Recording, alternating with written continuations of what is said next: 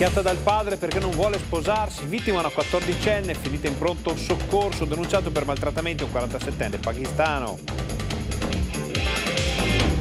È pronto a lasciare l'infermeria Filippo Turetta in carcere per l'omicidio dell'ex fidanzata Giulia Cecchettin.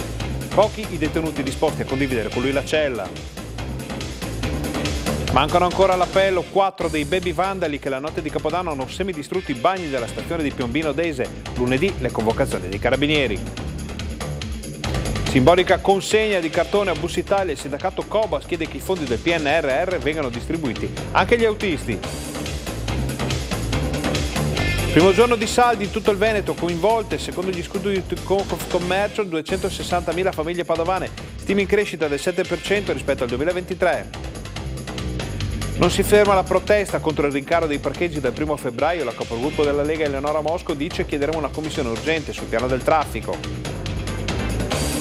Tutto pronto per la grande festa della Befana in Prato della Valle che sfiderà la pioggia sorvolando la piazza sulla sua scopa e distribuendo calze e dolci ai bambini.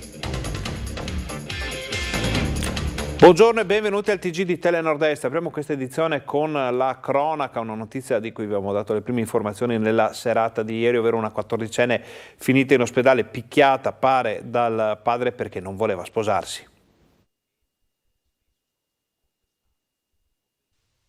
È ancora ricoverata in ospedale a Padova, protetta dal protocollo per la protezione di genere, nonostante le sue ferite non siano gravi, la 14enne di origine pakistana, arrivata mercoledì pomeriggio in pronto soccorso dopo essere stata violentemente picchiata dal padre perché rifiutava di sposare un cugino in patria. Questa è la storia raccontata dall'adolescente in lacrime che, dopo essere stata presa a sonori ceffoni, soprattutto al volto, era riuscita a scappare di casa trovando rifugio in un esercizio pubblico del paese dove vive con la famiglia nell'Alta Padovana. Qui, avvisati dai titolari, sono arrivati i carabinieri che stanno cercando di chiarire i contorni della vicenda e nel frattempo hanno denunciato per maltrattamenti il padre, un 47enne pakistano sinora incensurato. La ragazza sarebbe stata sorpresa dal genitore mentre si scriveva con un connazionale coetaneo. I due avrebbero iniziato una storia e da qui la contrarietà violenta del genitore che invece l'avrebbe promessa sposa in patria.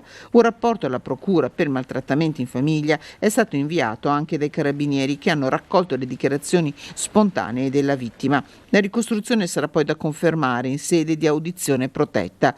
La ragazza intanto resta in ospedale in attesa di decidere un suo eventuale trasferimento in una struttura adeguata.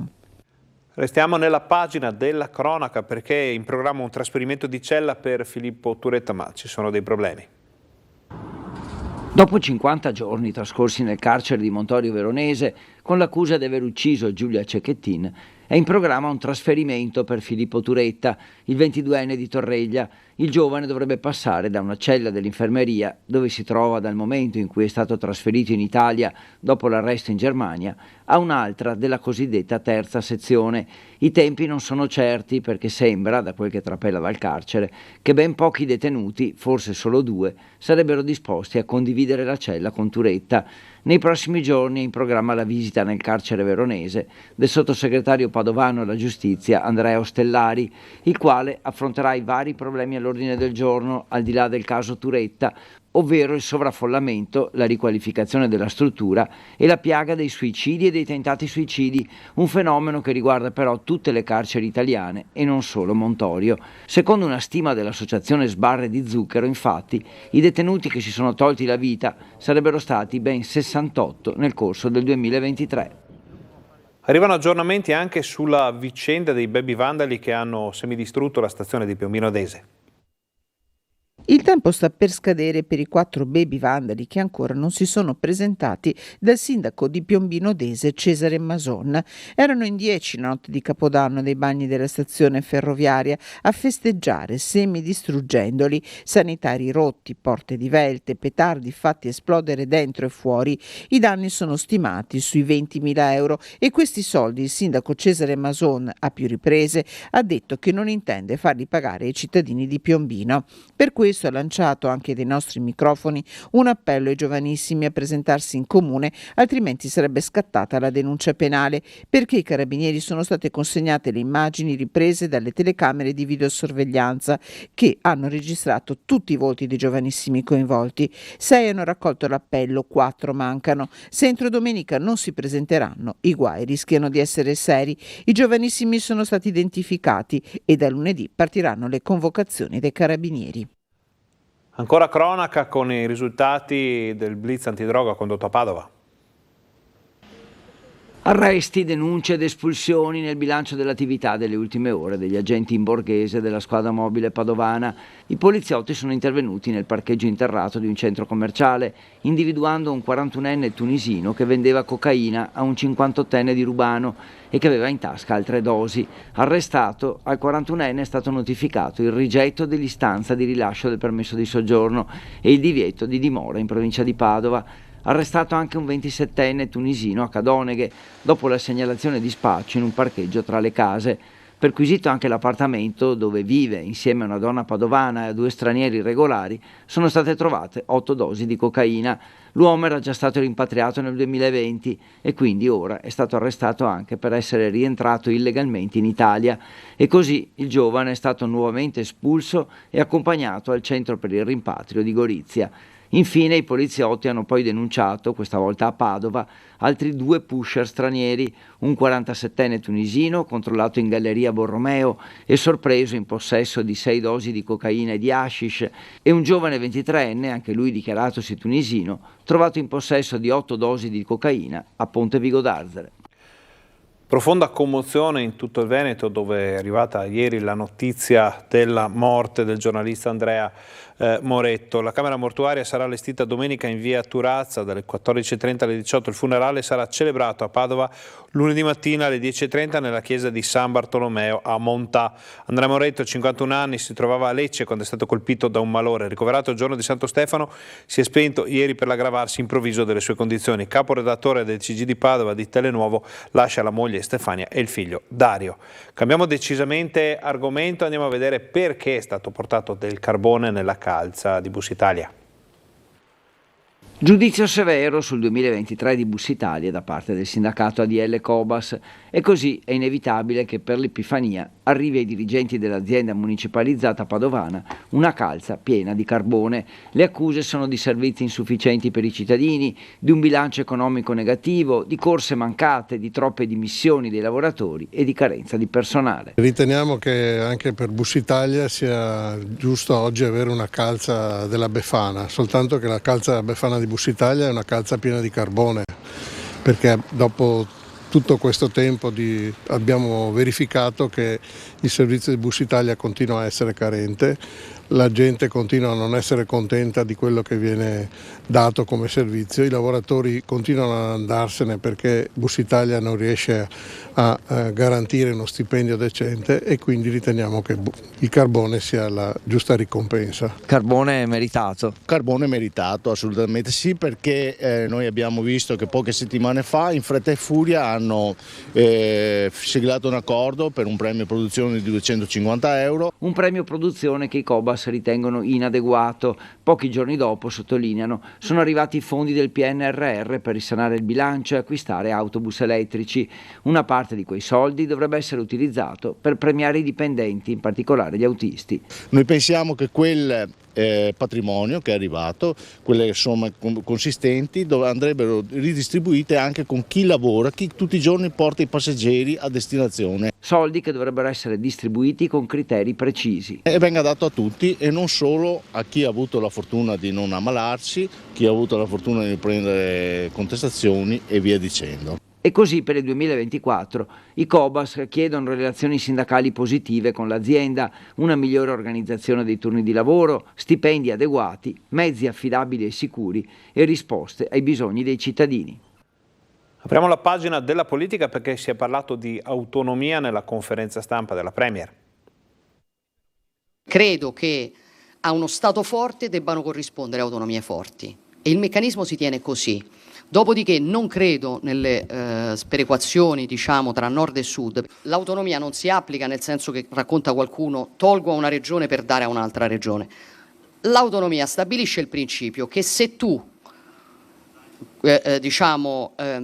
gestisci bene le tue competenze e le tue risorse, lo Stato può valutare nel rapporto tra regione e Stato, quindi non nel rapporto tra una regione e un'altra, di darti altre competenze da gestire. Questo è il tema dell'autonomia. Era una delle risposte più attese, almeno in Veneto. Sull'autonomia la Premier utilizza parole nette, come a non voler lasciare troppo spazio né alle speculazioni né agli alleati leghisti. La riforma, assicura Meloni, si tiene con quella del premierato, non solo. Io penso che possa essere un volano anche per il Mezzogiorno. Penso che possa essere un volano anche per il Mezzogiorno la responsabilizzazione della classe dirigente, perché poi guardi che non mi stupisce che i primi a schierarsi contro l'autonomia siano, quelli che per esempio spendono peggio i fondi europei. Non mi stupisce, ma credo che un meccanismo di responsabilizzazione da nord a sud faccia semplicemente andare avanti e meglio quelli che sono più bravi. Da Palazzo Chigi a Palazzo Balbi è un attimo e Luca Zaia coglie subito la palla al balzo. Mai la Premier si era espressa tanto esplicitamente e favorevolmente su questo tema, afferma Zaia, blindando di fatto le dichiarazioni della Presidente del Consiglio. Si è materializzato, dice ancora il governatore, un importante passo avanti, il miglior viatico per la discussione in Parlamento che inizierà a metà gennaio. Chiaro che anche sul terreno dell'autonomia si giocherà la partita in vista delle europee, non tanto perché Bruxelles c'entri qualcosa, quanto come primo vero banco di prova prima delle regionali 2025, con il segretario della Lega Alberto Stefani che sta lavorando a un emendamento per togliere di mezzo il vincolo del terzo mandato e quindi poter ricandidare Zaia. La Lega comunque merita il Veneto per storia e lavoro, ha ribadito Stefani al Gazzettino, chiudendo la porta di fatto a candidature di forzisti e meloniani. Sul terzo mandato la stessa Meloni in conferenza stampa ha detto che decideranno le Camere. Per il Partito Democratico Veneto però meglio guardare alla sostanza. C'è un aumento di pedaggi autostradali, di biglietti di treni, di aumenti che sono costretti a fare i comuni e quindi io penso che la priorità debba essere affrontare il tema del costo della vita per i cittadini e devo dire non si sta facendo con efficacia e con serietà e assieme a questo l'altro tema è quello della salute dei cittadini e cioè di garantire una sanità pubblica in grado di dare risposte a tutti quelli che si devono curare. Cambiamo decisamente argomento, parliamo di parcheggi, parliamo di costi aumentati e di una bagarre politica. È una follia la scelta fatta da una amministrazione comunale che sta agendo su una schizofrenia politica costante e quotidiana che va contro le esigenze dei padovani. Ci ritroviamo una città senza posti auto, piena di cantieri organizzati senza nessuna pianificazione, un traffico in tilt, un trasporto pubblico inefficiente e scadente e oggi il rincaro dei costi dei parcheggi. Un'assurdità che noi tenteremo di bloccare con tutte le nostre armi amministrative che abbiamo a disposizione. Non si ferma la polemica dopo l'annuncio della Giunta che su richiesta di APS Holding ha approvato l'aumento delle tariffe dei parcheggi a Padova a partire dal 1 febbraio. Nelle vie più centrali da 2 euro l'ora si passerà a 2,50, in quella a ridosso delle mura da 1,70 a 2 euro. Pronta a dare battaglia in Consiglio Comunale la Lega che con la sua capogruppo Eleonora Mosco chiederà la convocazione di una commissione urgente per discutere il piano del traffico in città. Per capire qual è la visione che l'amministrazione ha sul piano del traffico, sul piano dei parcheggi e sulla tariffazione che ha dei parcheggi e cercheremo in tutti i modi di far ragionare che in un momento di grandissima crisi economica bisogna agire esattamente al contrario.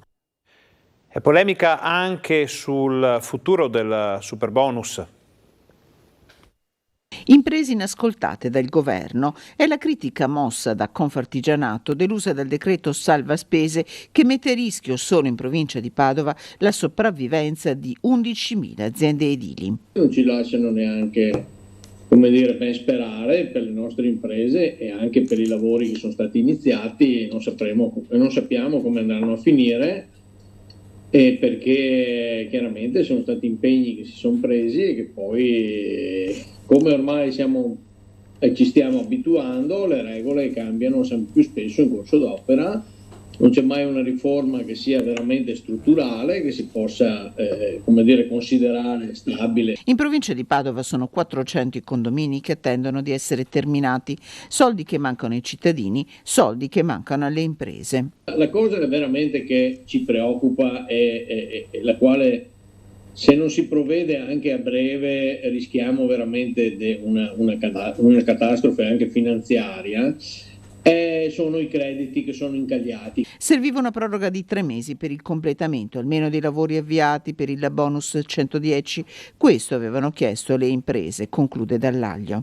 Non è che sia stato veramente, secondo me, il 110 sia stato un motivo oppure un provvedimento diabolico per tutt'altro, tutt'altro. Magari va corretto, magari ne va discusso.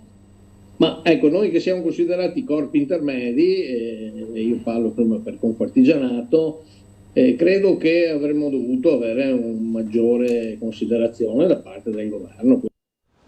Tempo di Befana e si prepara un grande spettacolo nonostante il maltempo in Prato della Valle. Sarà una Befana 3.0 senza il rogo che accompagna tradizionalmente il 6 gennaio per rispetto dell'ambiente e della qualità dell'aria, ma in Prato della Valle conto alla rovescia per la grande festa che partirà sfidando le previsioni di pioggia alle 15 di domani. Sarà un sabato, quindi terremo insieme il mercato, la pista di pattinaggio e tutta la parte dedicata alla Befana, anche sfruttando la parte del sagrato di Santa Giustina. Per tenere tutto insieme chiudiamo la circolazione del traffico di Prato della Valle, così anche per motivi di sicurezza tutta l'area sarà fruibile. Quindi dalle 13:30 alle 18 le vie di accesso al Prato e le vie soprattutto che attraversano il Prato saranno chiuse. Impossibile accedere al park di Piazza Rabin dopo le 13, ricorda l'assessore Bressa, che invita chi può a utilizzare i mezzi pubblici, tram e bus.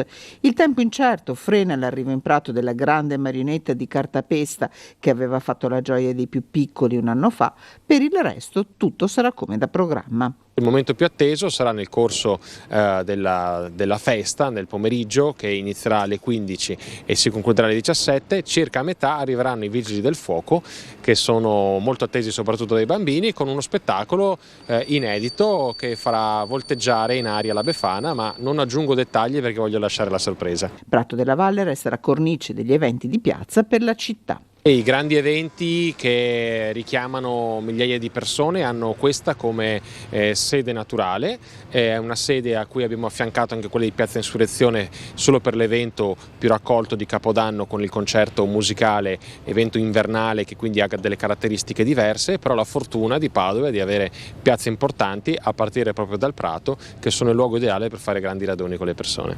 Chiudiamo con una notizia di servizio che riguarda i centri di raccolta rifiuti. Aperti a tutti gli utenti ETRA dal 1 gennaio la maggior parte dei 30 centri di raccolta gestiti nel territorio dei comuni serviti. Una novità assoluta che permetterà ai cittadini di scegliere il centro più comodo indipendentemente dal territorio di residenza per poter consegnare oggetti che non vengono più utilizzati ed essere certi del corretto smaltimento. Un aiuto all'ambiente, sottolinea Flavio Frasson, presidente di ETRA, che ricorda come sia fondamentale non abbandonare alcun tipo di rifiuto nel territorio, aggiungendo anche l'invito a non affidare il materiale a quanti sostano davanti ai centri di raccolta, perché non c'è alcuna garanzia del corretto smaltimento finale. Tutti gli orari di apertura dei centri sono consultabili sul sito di ETRA o tramite app. Il nostro telegiornale finisce qui, vi ringraziamo per essere stati con noi, vi auguriamo un buon pomeriggio.